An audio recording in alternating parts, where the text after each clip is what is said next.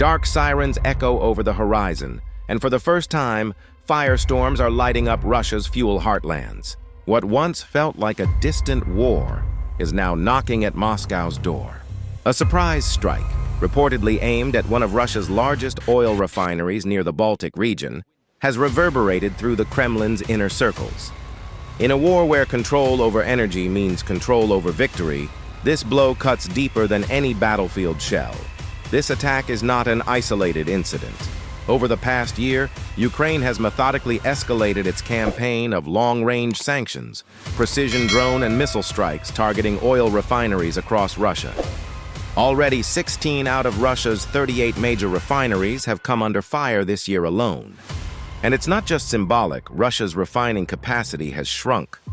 Instead of processing its full potential, over 6.5 million barrels per day, the country is now operating nearer to 5 million barrels or less, straining its fuel supply lines.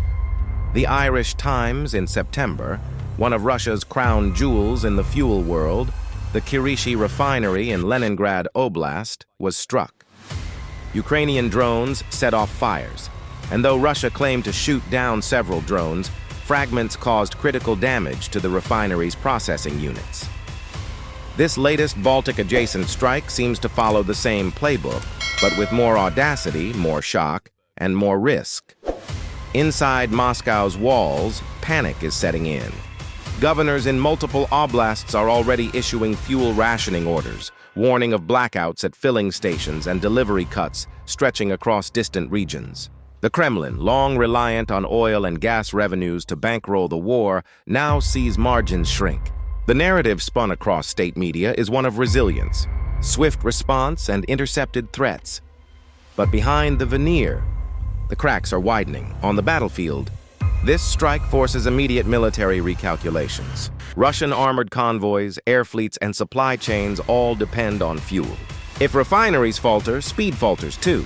Logistics get stretched. Ukraine gains breathing room in the form of interruption, disorder in the rear. Strategically, the message is clear. You can't win a war if your fuel taps are choked. In the coming days, keep eyes on three signals: how fast Russia repairs the refinery, which other refineries fall under fire, and how rapidly fuel shortages ripple into social unrest. Because this may not just be a tactical strike, it may be a turning point.